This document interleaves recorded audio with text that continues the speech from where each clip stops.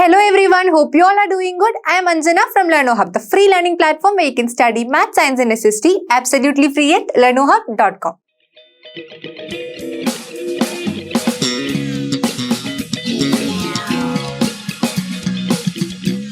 In today's class, we are going to discuss ICSE Class 10 Physics Chapter 8 Current Electricity. We will be studying the concepts of charge, current, potential difference and resistance. We will also be discussing Ohm's Law. Are you ready for the session? Let's start.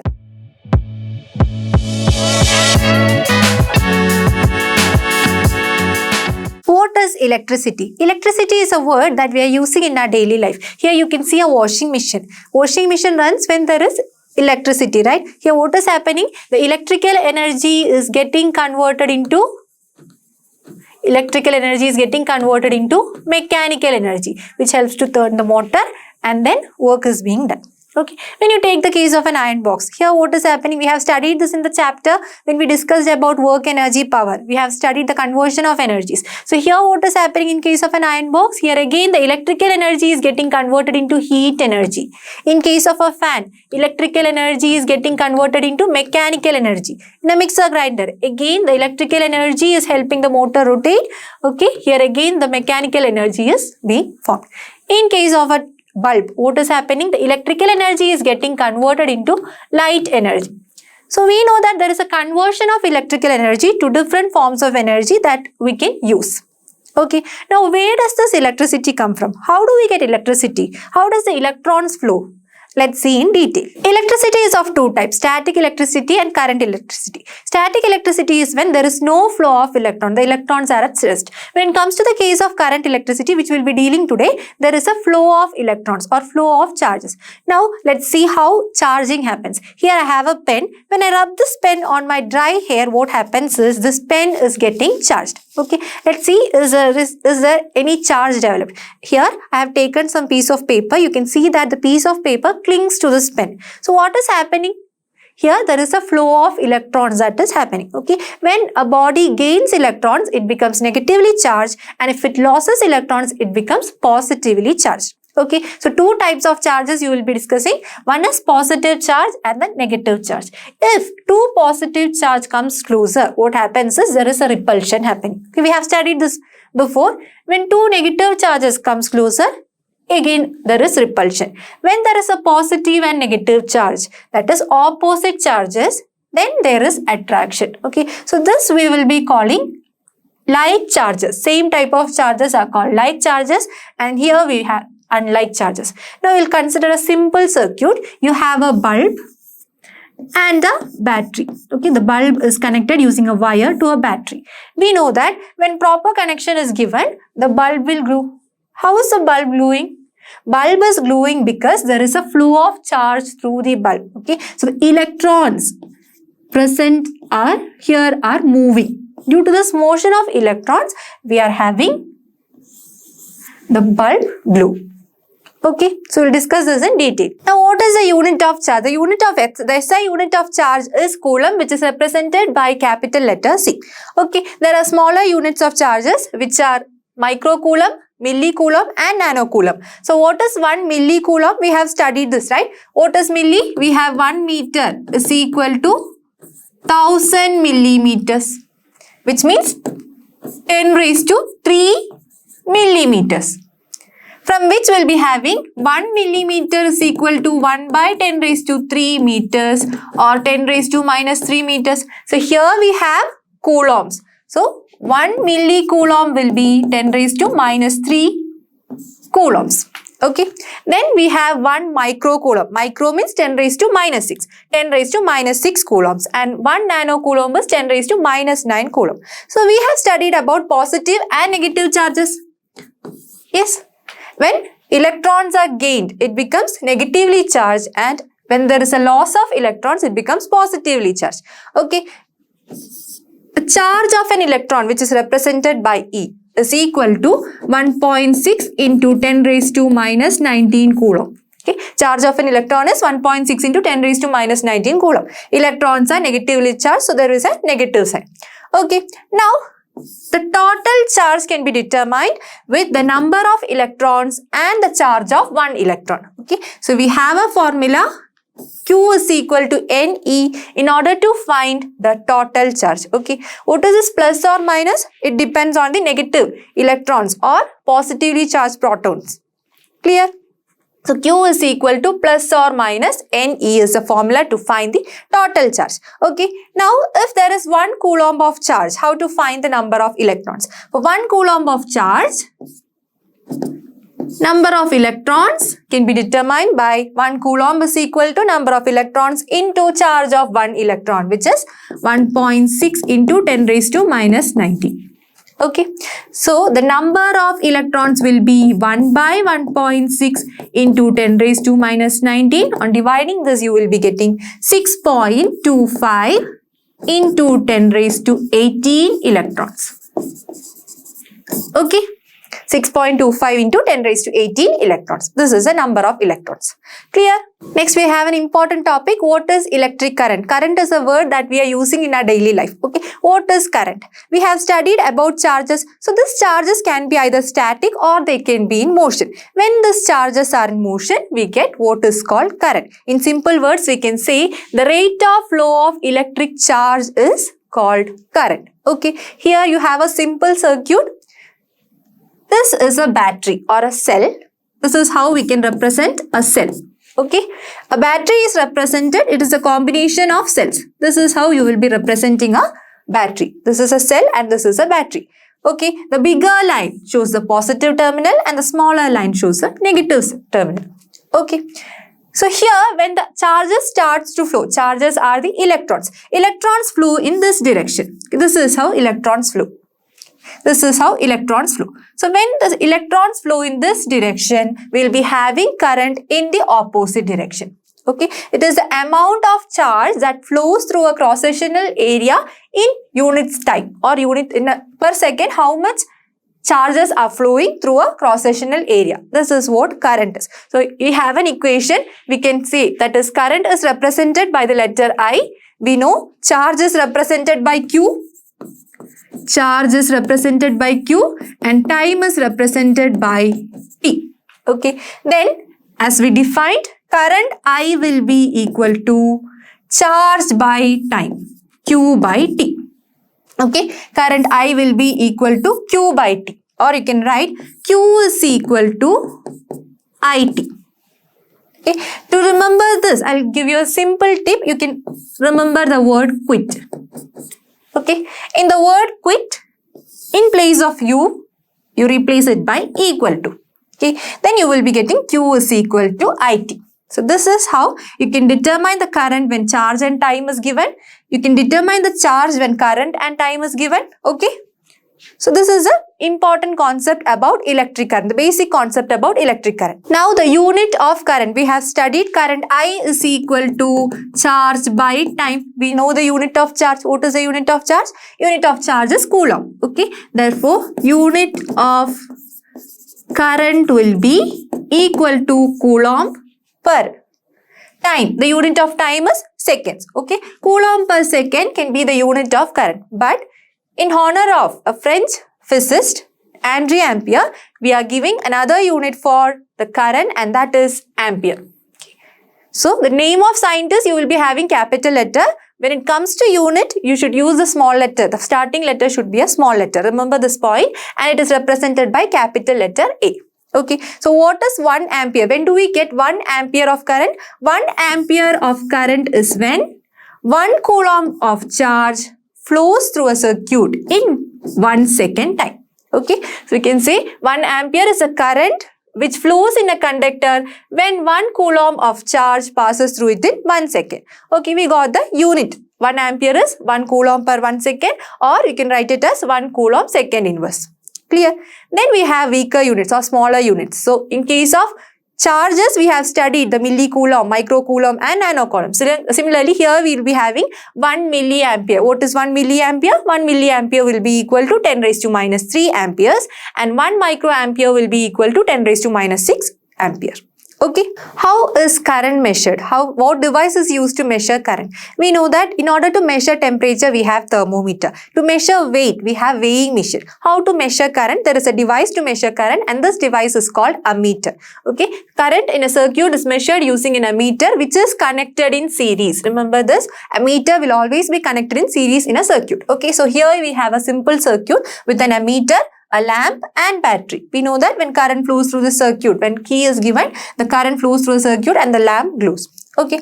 Now, here we have the positive terminal of battery. The positive terminal of this device, ammeter, should be connected with a wire to the positive terminal of battery, and the negative terminal to the device, which device is in use. Okay. We know that amperes is the standard unit of SI unit of current. So, therefore, we will be having normal ammeter, in which you can get current, like here you will be having 0.5 ampere, 1 ampere, 1.5 ampere. These type of currents can be measured using this device called ammeter.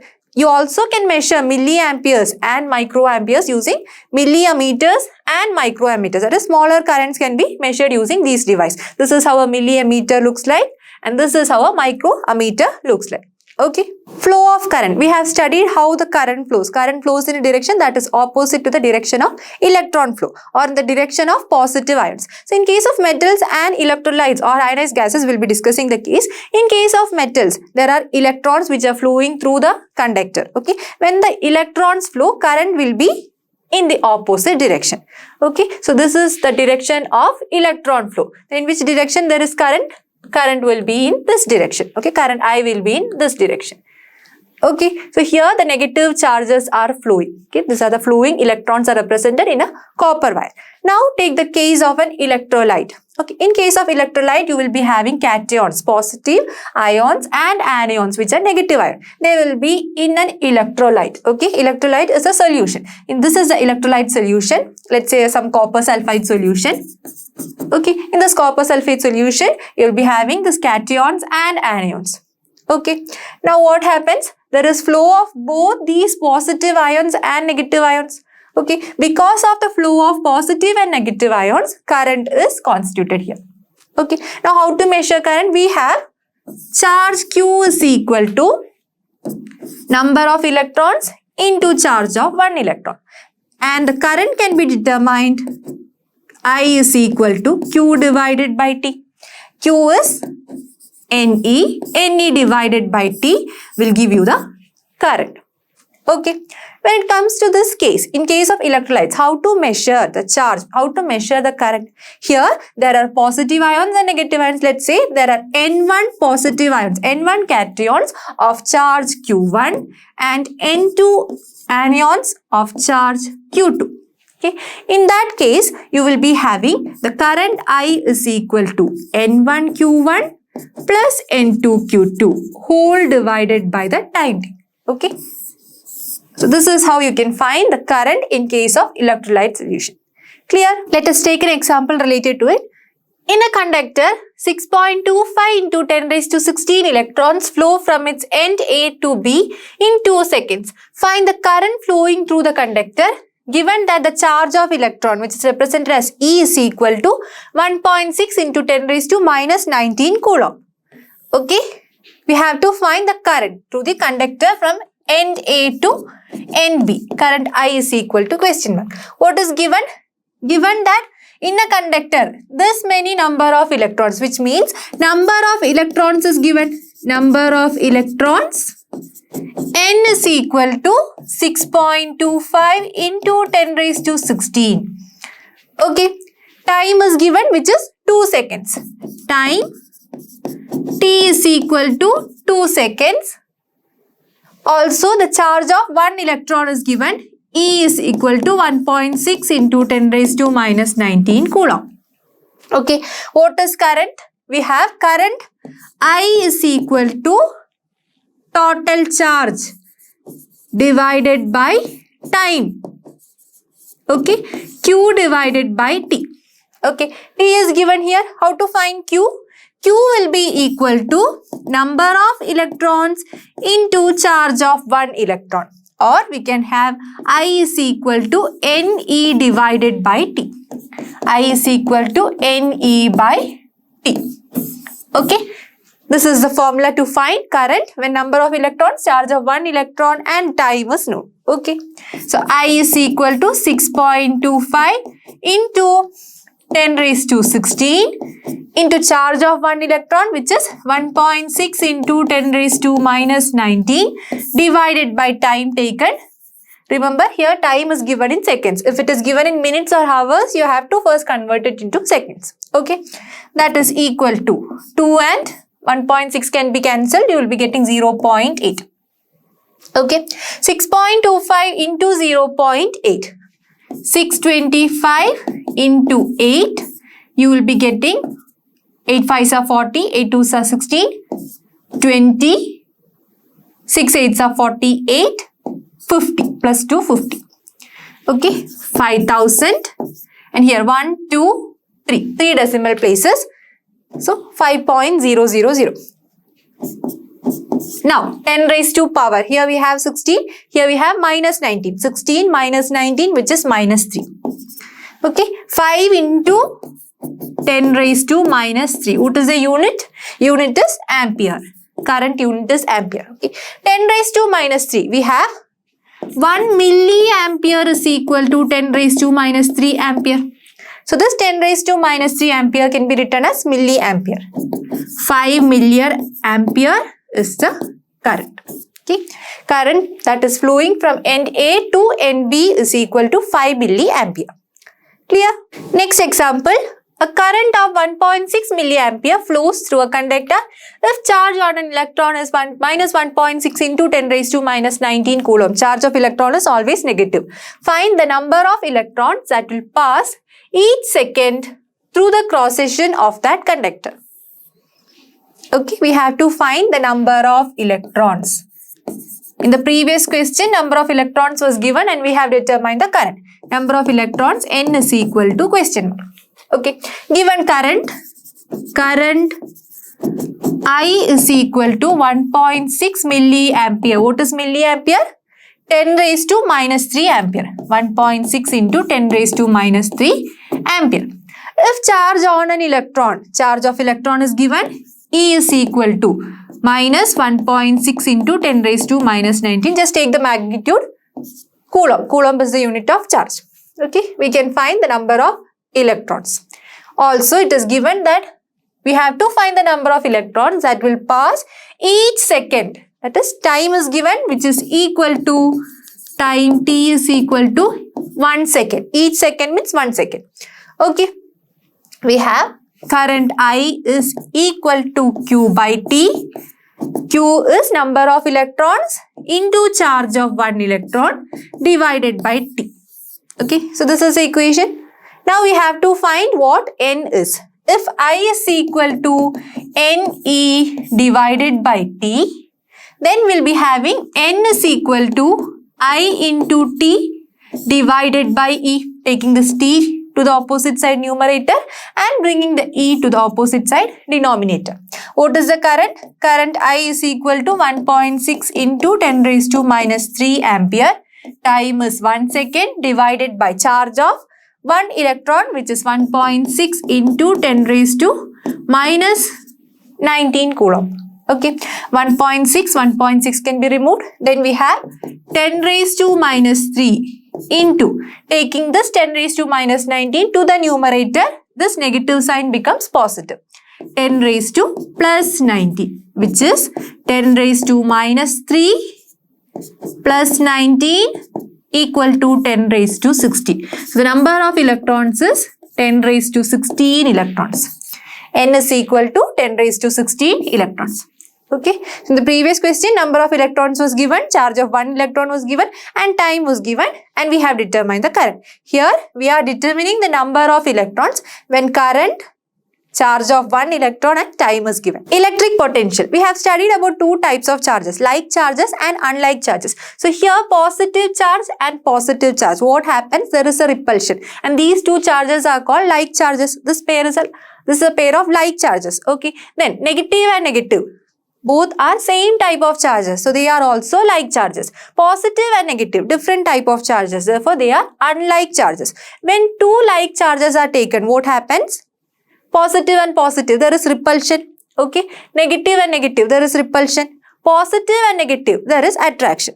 Okay, even if you take two magnets, or if you have a magnet and a metal, what happens? There is attraction. You can feel that force. You can feel that, right? So in order to prevent them from attracting, you will have to do a work, right? Okay, so similarly in these cases, there is a work done for this repulsion to happen. There is a work done for this attraction to happen. Okay, so we'll be studying about this work done. Okay, clear? So what is this work done? Now consider there is a charged body which is at infinity. Okay, in order to bring the charge from infinity to a given point, you will have to do a work, right? So this work is what called electric potential. Electric potential can be defined as a work done in moving a unit positive test charge from infinity to a given point. Or the potential at a point is defined as the amount of work done per unit charge in bringing a positive test charge from infinity to that point. Okay, so we'll study the relation. Electric potential is a scalar quantity. Current is also a scalar quantity. Okay, V, letter V is used to represent electric potential. Okay, as we said, electric potential is work done per unit charge by charge. Okay, work done by charge. Okay, or W by Q. Therefore, the relation is to find electric potential. Electric potential will be equal to work by charge. This is the how you can find electric potential. Okay, electric potential is equal to work by charge, and electric potential is a scalar quantity. Clear? Now let us see what is the unit of electric potential. As we said, potential is work by charge, W by Q. What is the unit of work? Unit of work is joules. Okay, to get the unit of potential, it will be equal to joule per unit of charge. Unit of charge is coulomb. Okay, joule per coulomb. Or you have another unit which is volt, which is represented by capital letter V. And the unit of electric potential is volt. Electric potential is measured in volt. Now, how do we get 1 volt? We know that 1 ampere of current is when 1 coulomb of charge flows for 1 second. Okay, how to get 1 volt? How to get 1 volt? Yes, 1 joule of work should be done in order to move 1 coulomb of charge. Then we will be getting the electric potential equal to 1 volt. Or the potential at a point is said to be 1 volt when 1 joule of work is done in bringing 1 coulomb charge from infinity to that point. Clear? Next is potential difference. We have studied what potential at a point will be. Now, what is potential difference? Before that, you will have to understand this. So, here you can see 2 tanks, tank A and tank B, which contains water in the same level. Now, my question is, does water flow from A to B? Does water flow from A to B? No, right? Why? Because they are at the same level and equal amount of water is present in them. Equal volume of water is present in them. Now, when you take the second case, here you have tank A and this is tank B. You can see that in tank A, water is up to this level. Okay. What about tank B? In tank B, the water is only up to this level. Then what happens? Water starts flowing from A to B. Okay. Until when both the level of water, the volume of water in tank A and tank B becomes equal. Till then, water will be flowing from A to B. Okay. So, where there is more water, from there, the water is flowing to the tank where there is less amount of water. Okay. So, this is a basic idea. Now, we'll understand in case of charges. Okay. We have studied that electric potential is the amount of work done in bringing a unit positive test charge from infinity to that point. Okay. Now, when you consider 2 points A and B. Okay, you need to move a charge from A to B. Okay, the work done in moving the given charge from A to B is called potential difference. Understood? So, let's say that the charge, the potential at A is higher. Okay, here we have studied when the water in this tank is higher, it flows from this tank to this tank because here there is less quantity of water. Okay, same here. When the potential at A is higher and potential at B is lower, in that case what happens? the charge will flow from A to B. And the work done to move this charge from A to B is called potential difference.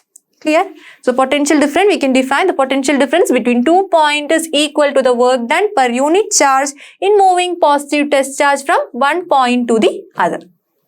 Okay, from A to B. Again, this electric potential difference is also a scalar quantity. It is represented by letter V. Okay, so we can say that V will be equal to potential at A minus potential at B. You don't need to use it. You can just say V is enough. Okay, electric potential difference is represented by letter V. Clear? Potential at point A is VA and potential at point B is VB. Okay, so V will be equal to work by charge. The same thing. Potential difference, V is equal to work by charge and the unit is again V. Okay, now what is 1 volt? We have studied 1 volt is 1 joule by 1 coulomb. So the potential difference between 2 points is said to be 1 volt if the work done in moving 1 coulomb charge from one point to the other is 1 joule. 1 joule for 1 coulomb. Okay, so this is the unit of potential difference and this name volt, the unit volt comes from the name of a scientist, Alexander Volta. Next is Ohm's law. Consider that you have two conductors which are kept at two different potentials, one at higher potential and one at lower potential. What happens? Here electron starts to flow. How does the electron flow? Because of this potential difference. From the high potential region to a low potential region, the electron starts to flow. Due to this flow of electron, we know there is a current. So we have to understand that only if there is a potential difference, the electrons will be able to flow. So we have to maintain a high potential difference for the electrons to flow. Only when electron flow, there will be current. Okay, so what happens is when this potential difference increases, the current also increases. Okay, potential difference increases, current also increases. Okay, from this we will be bringing a statement which shows the relation between voltage and current. Okay, and this statement is called Ohm's law, which was given by a German scientist G.S. Ohm in the year 1826. Okay, let's see what the statement is. According to Ohm's law, the current flowing in a conductor is directly proportional to the potential difference applied across its end, provided that the physical condition and temperature of the conductor remains constant. Okay, the potential difference will be directly proportional to the current. V proportional to I. You have conditions, the physical conditions and the temperature should always remain constant. Only then this Ohm's law will be valid. Okay, now in order to remove this proportionality, we'll be bringing a constant and this constant is R, which is called resistance. This is called resistance. So V is equal to Ri or V is equal to IR is the relation showing Ohm's law, okay, or the mathematical equation for Ohm's law. Now here you can see V. If you study this triangle, you can find the relation. V, potential difference V will be equal to I into R. Okay, if you need to find I, how to find I? V divided by R will be giving you what I is. Okay, and if you need to find R, R will be equal to V divided by I. Okay, we have V is equal to IR, I will be equal to V by R or R will be equal to V by I. So these are the relations. Okay, so we'll be solving problems, you will understand them in detail. Third example, calculate the potential difference required across a conductor of resistance 5 ohm to pass a current of 1.5 ampere through it. Okay, we have to find the potential difference. Potential difference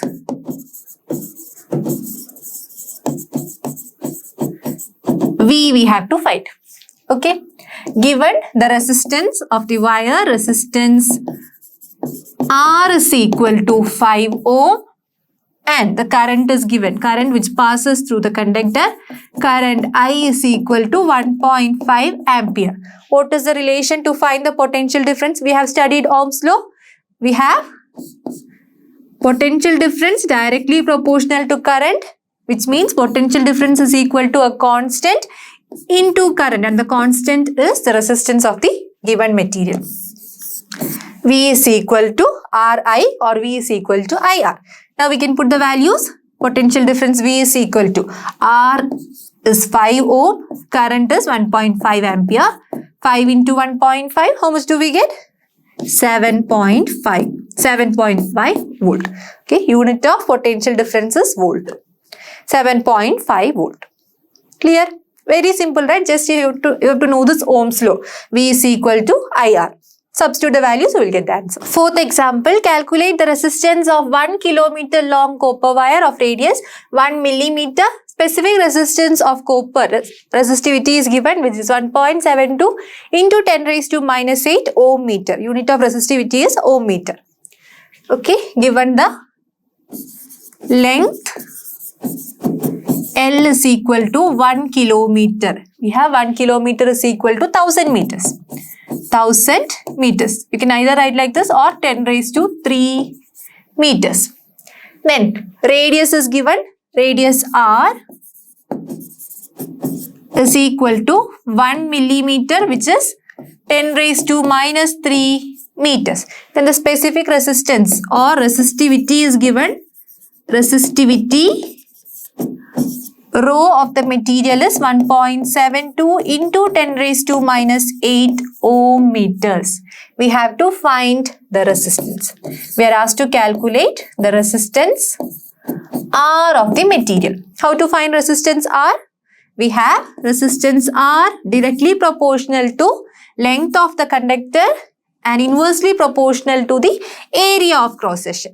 Okay, introducing a constant. To remove the proportionality, we get R is equal to rho L by A, where rho is the proportionality constant known as resistivity or specific resistance of the material. R is equal to rho L by A. What we have to find? We have to find the resistance. Now put the values. R is equal to rho is 1.72 into 10 raised to minus 8. Then length of the wire L. L is 1 kilometer, which is 10 raised to 3 meters. Divided by area. How to find area? Area of cross section A will be equal to pi R square. Pi value is 3.14 into R square. 3.14 into radius is given. Radius is 10 raised to minus 3 meter. 10 raised to minus 3 R square. Therefore, 10 raised to minus 3 whole square. Okay, which is 1.72 into 10 raised to minus 3 into 10 raised to 3 is 10 raised to minus 5 divided by 3.14 into 10 raised to minus 3 square is 10 raised to minus 6. Okay, 1.72 divided by 3.14. When you calculate, you will be getting 0.55 into 10 raised to minus 5. Okay, taking this minus 6, 10 raised to minus 6 to the numerator, it becomes 10 raised to plus 6. So adding the 6 here, we get 0.55 into 10 raised to minus 5 plus 6 is 10. 10 raised to 1 or 10.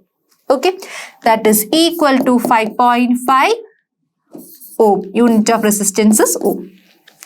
5.5 ohm is your answer. We said that according to Ohm's law, we have V is equal to IR, and to find R will be equal to V by I. This is a constant at a given temperature. Okay, V by I will be a constant at a given temperature. Okay, this R is called resistance. Now, what is resistance? What does resistance mean? Resist. Resist means to stop or to control. The word resist means to control. Okay, so we can define resistance as the obstruction offered to the flow of current by the conductor or wire. Okay, so if current is flowing, let's say that we have to resist the current or we have to obstruct the current, we have to stop the flow of current or we have to reduce the flow of current. In that case, you can use a resistor. Resistor is a material which resists the flow of current. Okay. Now, the second point, resistance of a conductor is numerically equal to the potential difference applied across its end for the flow of unit current through it. We have V is equal to IR. If the current I is equal to 1 ampere, then the potential difference V will be equal to R. Okay.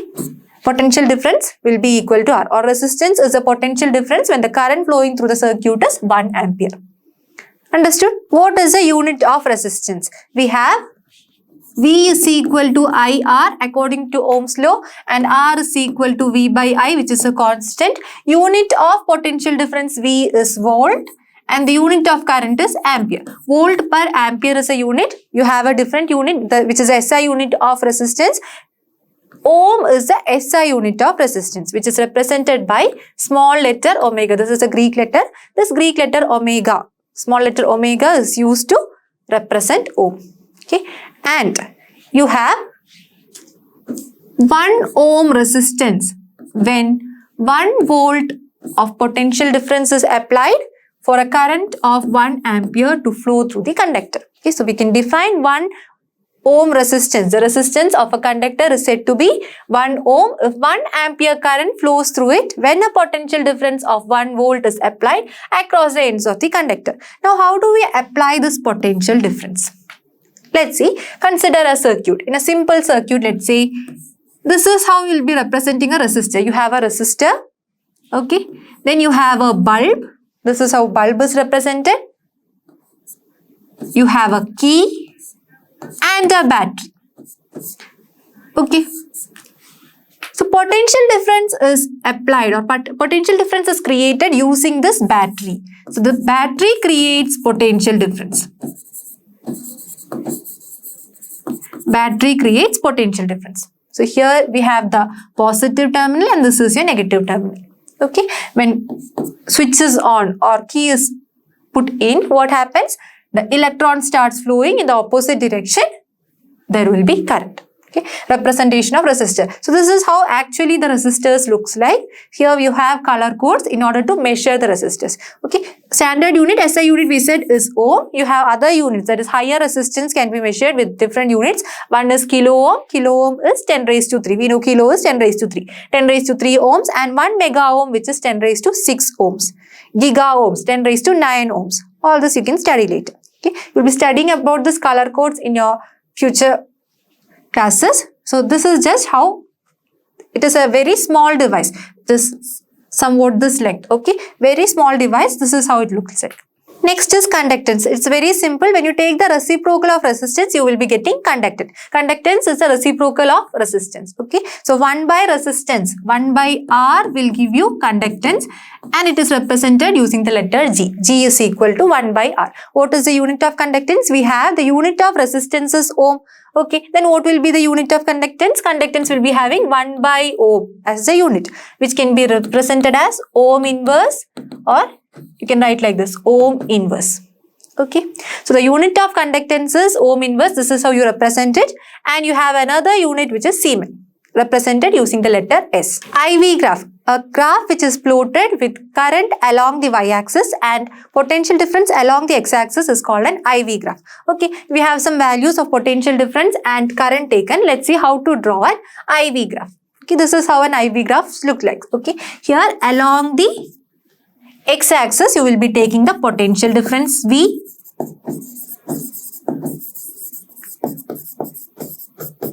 and along the y-axis, you will be having current I.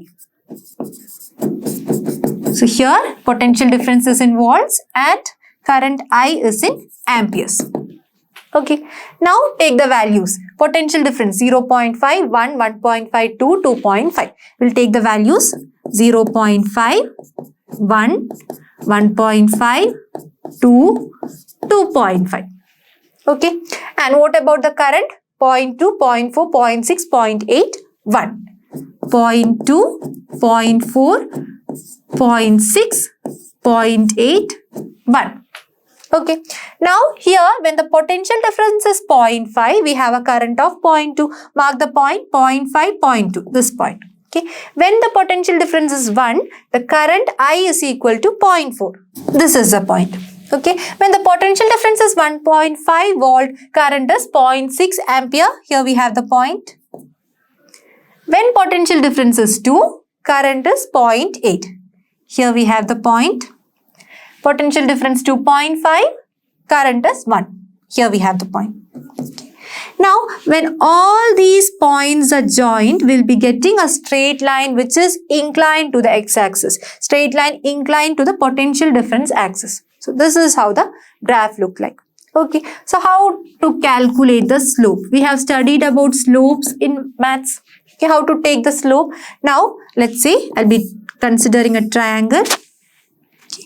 So, here, this will be the change in current. This will give me the change in current, and here I'll be having the change in potential difference. So, slope will be equal to delta I divided by delta V. Okay, delta I by delta V. Here what is delta I?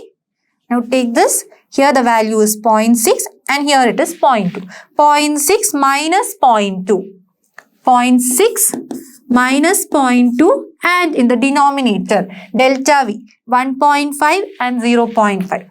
1.5 minus 0.5. 0.6 minus 0.2 you will be getting 0.4 divided by 1.5 minus 0.5 is 1. Okay, so the slope will be equal to 0.4. We have studied that resistance R is potential difference divided by current. Okay, here we are getting current by potential difference. So that is delta I by delta V we have determined 1 by resistance. So slope of an IV graph will be giving you the reciprocal of resistance or the conductance is what we get.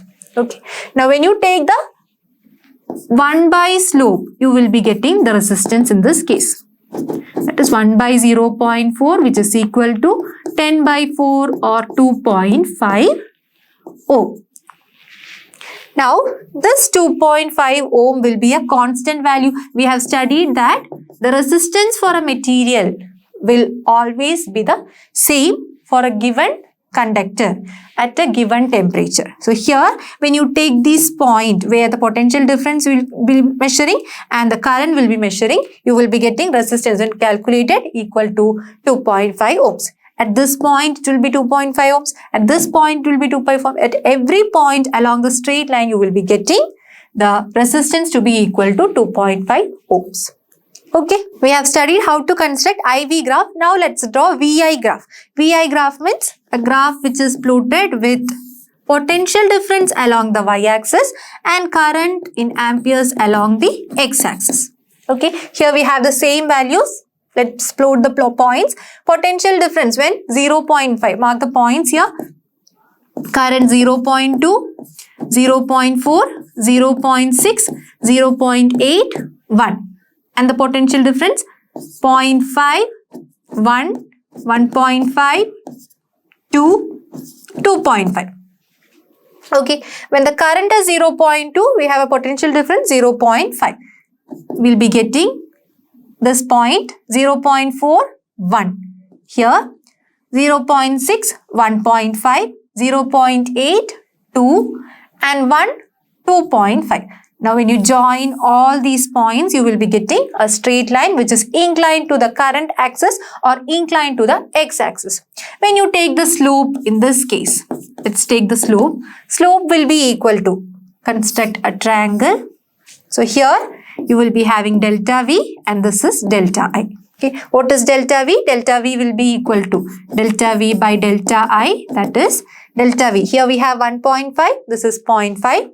1.5 minus 0.5 divided by delta I. Here we have 0.6 and this is 0.2.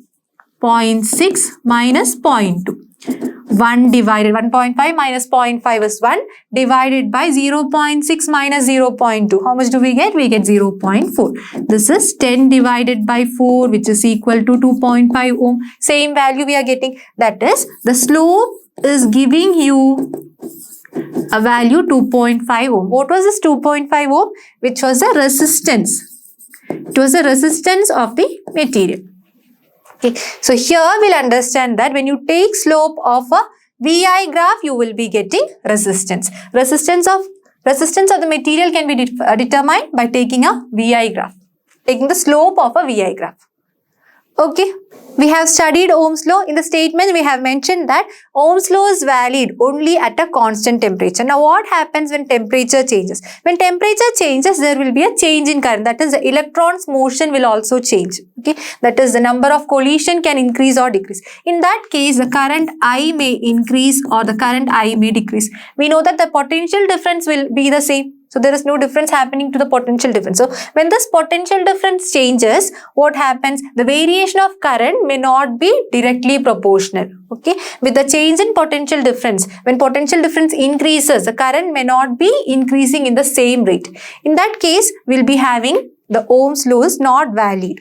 Okay, so this is a limitation of the Ohm's law. Ohm's law is obeyed only when the temperature of the conductor remains constant. When the temperature changes, what happens? The current flow will not be according to the increase in potential difference. In that case, Ohm's law will not be valid. What are ohmic and non-ohmic resistors? We have studied Ohm's law and we have studied the limitation of Ohm's law. If Ohm's law is obeyed, then we call it an ohmic resistor. The conductors which obey Ohm's law are called ohmic resistors. They are also called linear resistances. Okay. Now, when you plot a graph, that is, when you plot a IV graph, you will be getting for a ohmic resistor a straight line which is inclined to the current axis. Okay. So, VI graph will be a straight line inclined to the current axis. This is a case of ohmic resistors. Now, examples, we will be having metallic conductors, then nichrome wire, copper sulfate solution. These are examples of ohmic resistors. Now, when it comes to non-ohmic resistors, just the opposite. That is, a conductor which do not obey Ohm's law. They do not obey Ohm's law are called non-ohmic resistors. Again, examples for non-ohmic resistors are LED, solar cell, junction diode, filaments of bulb, etc. So, we don't have ideal cases. We have studied what ideal cases are. Okay, mostly we'll be using these non-ohmic resistors only, because to get ohmic resistors, it is very difficult. Okay. Now, when you plot a graph for non-ohmic resistor, this is a VI graph for a non-ohmic resistor. This is how it looks like. That is, we have studied that when the potential difference varies, the current variation will not be directly proportional. Okay, so here you will be getting a curve like this. So when you take the tangent of, at any point when you take the tangent, you will be getting the slope, and this will help us to find the resistance. Clear? Let us differentiate between ohmic resistors and non-ohmic resistors. 4 important points we have.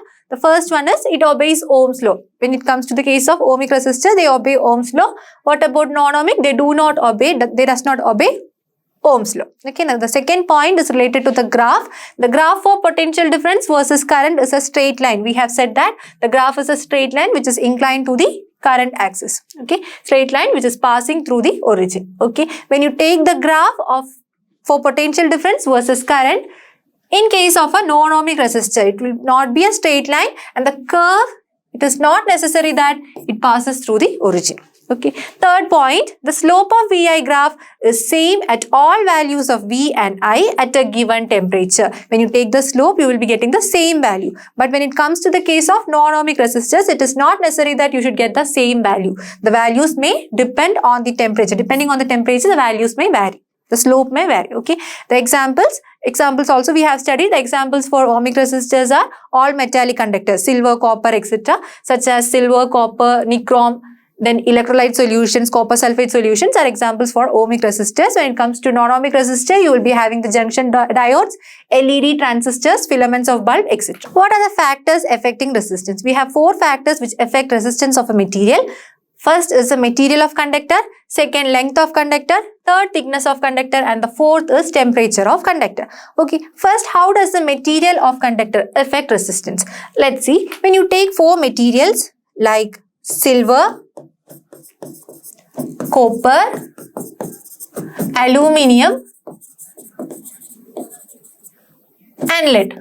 Okay, so these are 4 metals. We know that the concentration of electrons, concentration of free electrons in them will also be different. So here in silver is a good conductor. So silver will be having the maximum concentration of free electrons compared to this. Okay, so in the increasing order, when you take, silver has the maximum concentration of free electrons, copper less than that, aluminium less than that, and then comes the lead. So depending on this, what happens to resistance? Resistance will be in the decreasing order. Okay, resistance will be small for silver, resistance will be higher for copper, higher for aluminium, and then The highest will be for lead among this four. Okay, we have studied about conductors and insulators. Okay, what is the difference? Conductors conduct electricity. Insulator does not allow the flow of electricity through it. Okay, what is the reason? Here, in case of conductors, there is large amount of free electrons. When it comes to insulators, the number of free electrons is decreasing. Okay, there is very less free electrons. Due to this reason, they are not able to conduct electricity. Same case when you take different materials will be having different free electron concentration, and resistance will depend on the free electron concentration. Second is length of conductor. How length of conductor and resistance are related. Now, when the length of a conductor increases, resistance also increases, which means length of conductor and resistance are directly proportional. Consider conductor 1 and conductor 2. Okay, first conductor is of length L and the second conductor is of length 2L. Okay, here what is happening? Length is becoming double. Length is becoming 2L. Then what happens to resistances? Resistance will also become 2 times. Okay, resistance will also increase. Okay, now the third point, thickness of conductor. Thickness means we have to consider the area of cross section. Consider first conductor and third conductor. Here you can see both these conductors are of length L. What is changing? The area of cross section. The cross sectional area is changing. Here it is A and here it is 2A. So when area of cross section changes, let's see what is happening. So the resistance will be inversely proportional to area of cross section, which means when area of cross section increases, resistance decreases, and when area of cross section decreases, resistance increases.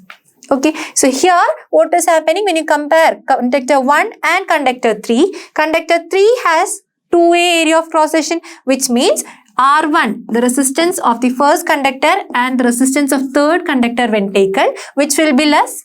Here the area of cross section is higher for the third conductor, which means resistance will be higher for the first conductor. Okay, so they are inversely proportional. When one increases, the other decreases.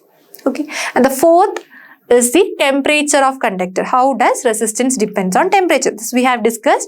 What happens when temperature increases? The flow of electrons. The electrons motion will change. Okay, these electrons will undergo collision with positive ions. Due to this reason, resistance will increase. Okay, so temperature increases, resistance also increases. They are also directly proportional. So these are the 4 factors on which resistance depends. Specific resistance or resistivity. We have studied that resistance of a material is directly proportional to the length, and the resistance of a material is inversely proportional to the area of cross section, which means we can write resistance is directly proportional to length divided by area of cross section. In order to remove this proportionality, we can introduce a constant R is equal to rho L by A. This constant rho is called the resistivity or specific resistance. So when you take a material, this value will be a constant. Resistivity rho will be a constant. If we are representing resistivity with this Greek letter rho, rho will be a constant for a given material. If you need to find the specific resistance, you have the formula rho is equal to, taking this A to the opposite side, it comes to the numerator, and L to the denominator, RA by L. Rho is equal to RA by L. This is how you can determine the specific resistance.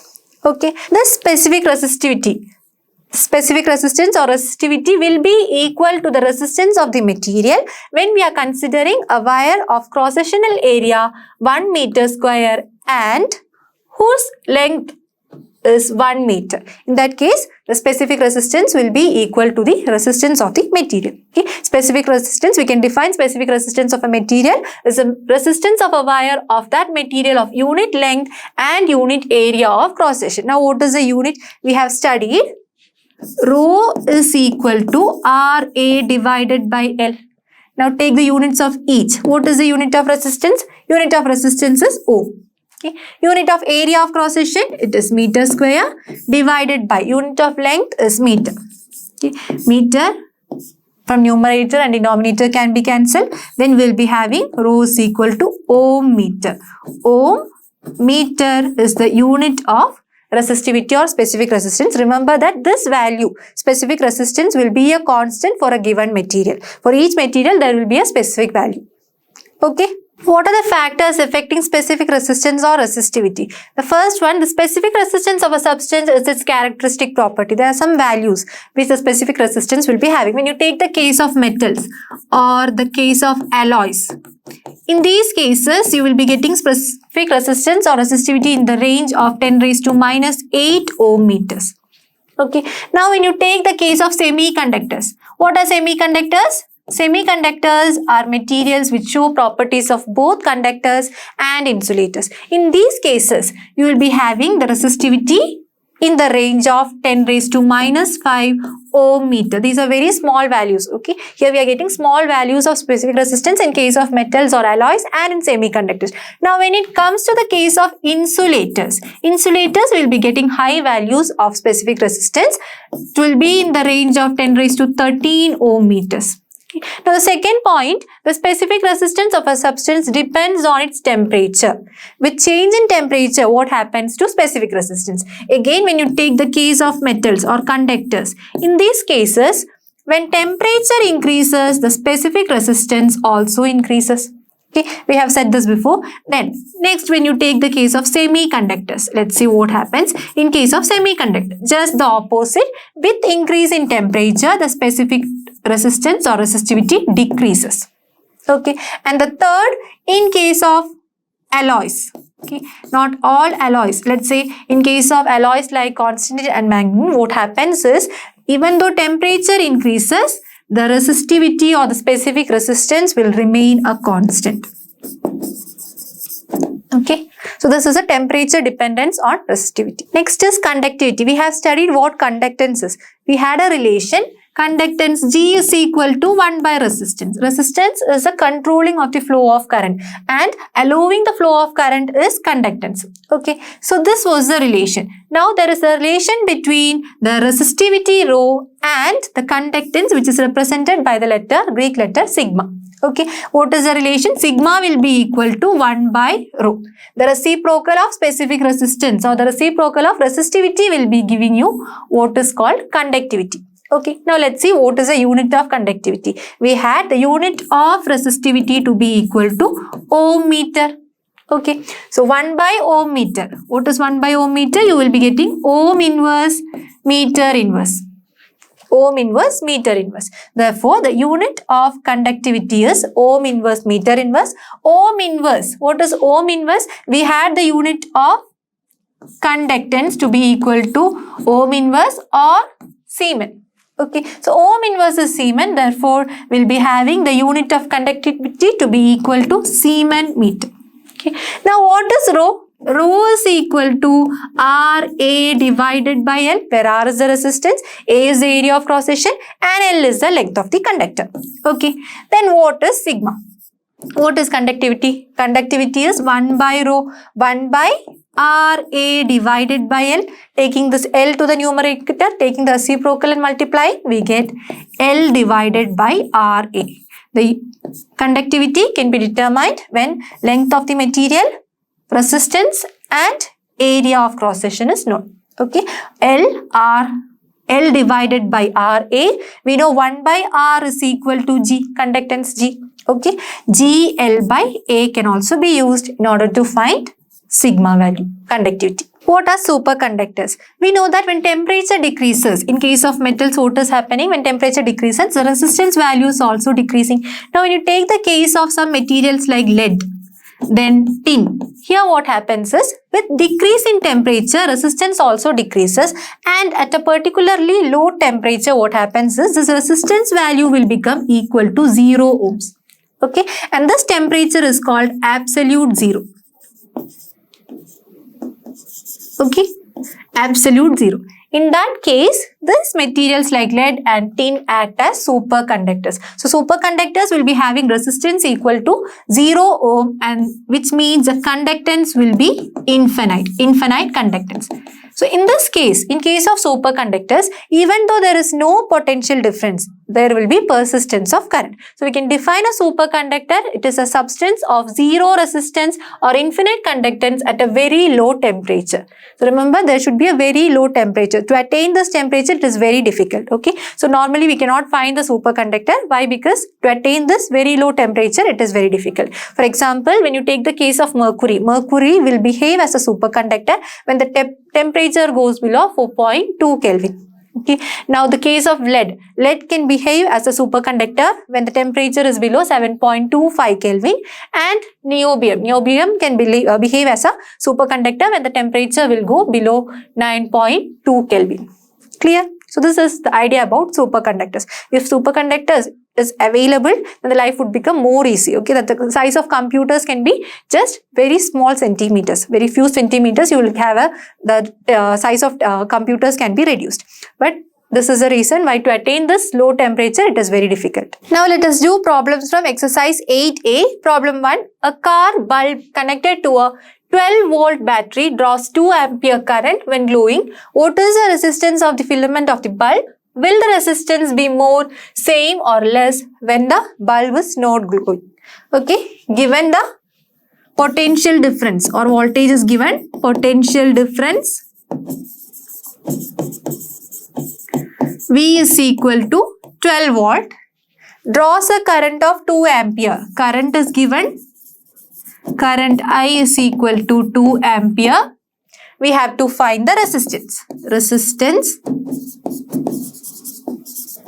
R is to be determined. How to find? We have Ohm's law. Ohm's law, according to Ohm's law, V is equal to IR. Voltage is equal to, or potential difference is equal to current into resistance. Okay. Now we will be having resistance equal to, taking this current to the opposite side, denominator V by I. Potential difference is 12 volt divided by current is 2 ampere. Then what is the resistance? 12 by 2, which is 6 ohm. 6 ohm resistance. Now the second part of the question, will the resistance be more, same or less when the bulb is not glowing? When bulb is not glowing, there is neither the flow of current nor the flow of voltage. Okay. In that case, the resistance will be less. Resistance will be less. Okay. When current or voltage does not flow, the resistance will be less. Clear? Second problem, two wires of same material and same length have radii 1 millimeter and 2 millimeter respectively. Compare their resistance. Second part, their specific resistances. Okay. First, let's make a comparison of their resistance. For the first wire, let R1 be the resistance, L1 be the length, and R1 be the radii. Okay. Similarly, for the second wire, let R2 be the resistance, L2 be length, and small letter R2 be the radii. Okay. Now it is given that the two wires are of same material and same length, which means L1 will be equal to L2 and that will be equal to L. Okay. R1 and R2 values are given. R1 is the radii of the first wire, which is 1 millimeter or 10 raised to minus 3 meter. Okay. Radii of second wire, R2 is 2 millimeter, which is 2 into 10 raised to minus 3 meters. Okay. Now what is R1? R1 will be equal to rho L by A, that is rho L1 divided by A1. Okay. Here area is pi R square, rho L1 divided by pi R1 square. Rho L1 divided by pi R1 square. What about R2? R2 will be equal to rho L2 divided by pi R2 square. Okay. L1 and L2 are equal. Therefore, we will be having rho L by pi R1 square. This is rho L by pi R2 square. Okay. Now we need the ratio. R1 divided by R2 will be equal to rho L divided by pi R1 square whole divided by rho L divided by pi R2 square. Taking the reciprocal of this denominator and multiplying, we get rho L divided by pi R1 square into reciprocal of this is pi R2 square divided by rho L. What can be cancelled now? Rho L cancelled. Pi cancelled. Then we have R2 divided by R1 whole square. Okay, what is R2? R2 we have 2 into 10 raised to minus 3. 2 into 10 raised to minus 3 divided by R1 is 1 into 10 raised to minus 3 whole square. 10 raised to minus 3, 10 raised to minus 3 can be cancelled. Then we have 2 by 1 whole square which is equal to 2 square 4, 1 square 1. Okay. Therefore, the ratio is 4:1. R1 is to R2 will be equal to 4:1. Clear? Okay. Now, the second part of the question, their specific resistances. What about specific resistances? Given that they are of the same material. We know for a material, specific resistance or resistivity is always a constant. Okay. Therefore, rho 1 will be equal to rho 2. Okay. If rho 1 is equal to rho 2, then what is the ratio? Rho 1 is to rho 2 will be equal to 1:1. The ratio is 1:1. Okay. The ratio of resistance is 4:1 and the ratio of resistivities is equal to 1:1. Third problem, a given wire of resistance 1 ohm is stretched to double its length. What will be its new resistance? Okay, we have a wire. Let the length be L and area be A initially. Okay, initial length and area are L and A. Okay, after it is stretched, let the length be L dash and area A dash after stretching. Okay, we'll take the resistance before stretching the resistance as R and after stretching the resistance as R dash. Okay, same material, therefore specific resistance or resistivity will be the same.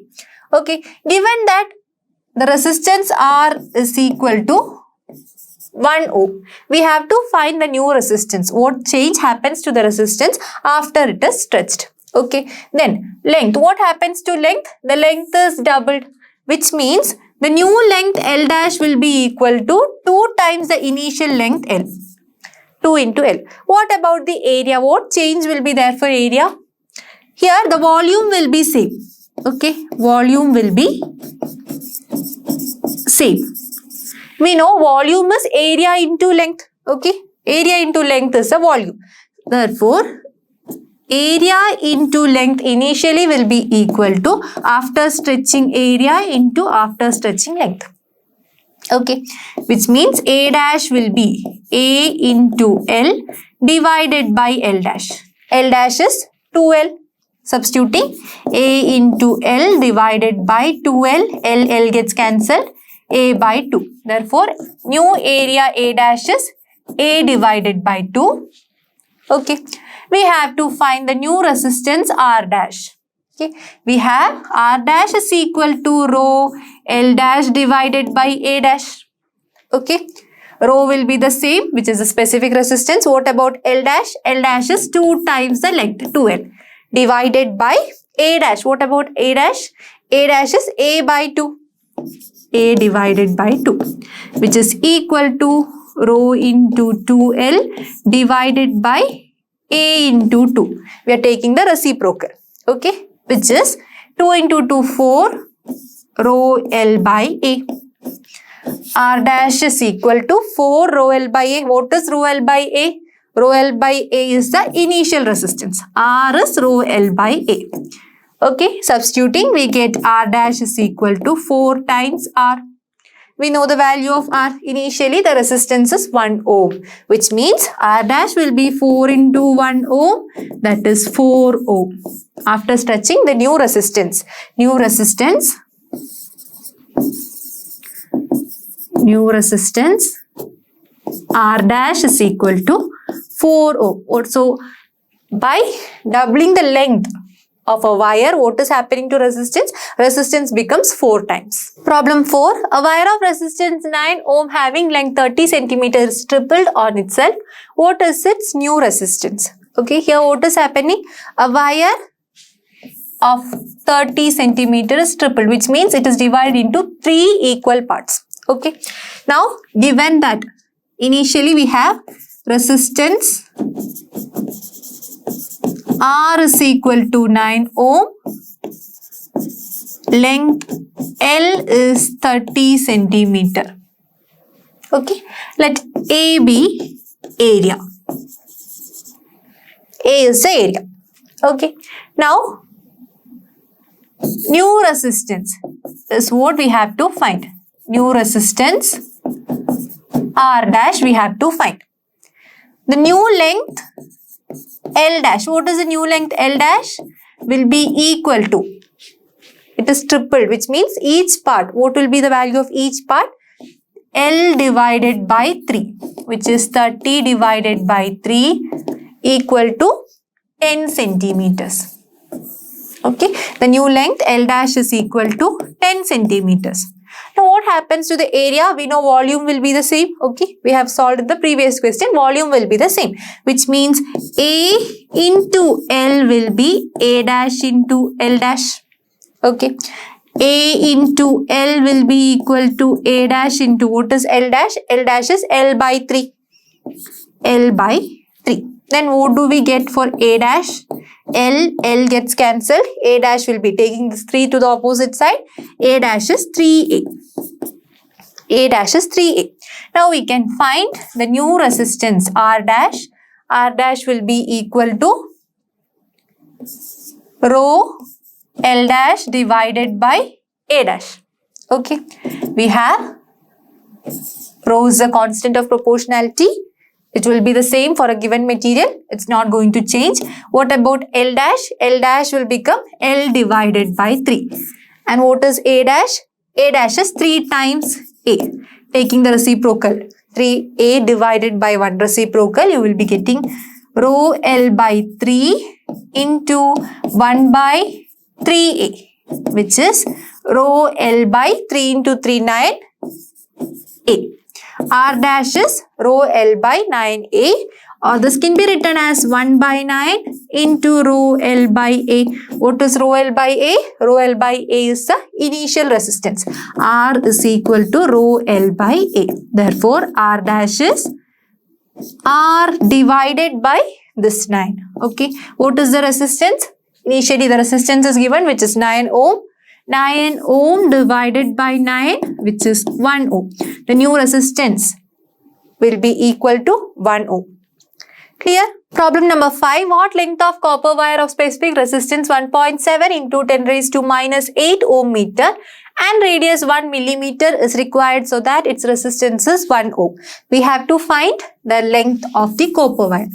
Length L we have to find. Given the specific resistance or resistivity rho is equal to 1.7 into 10 raised to minus 8 ohm meter. Then the radius is given. Radius, small letter r is equal to 1 millimeter. What is 1 millimeters in meters? Just 10 raised to minus 3 meters. Okay. Resistance is given. Resistance R is equal to 1 ohm. Okay. We have resistance, resistivity and radius. We have to find length.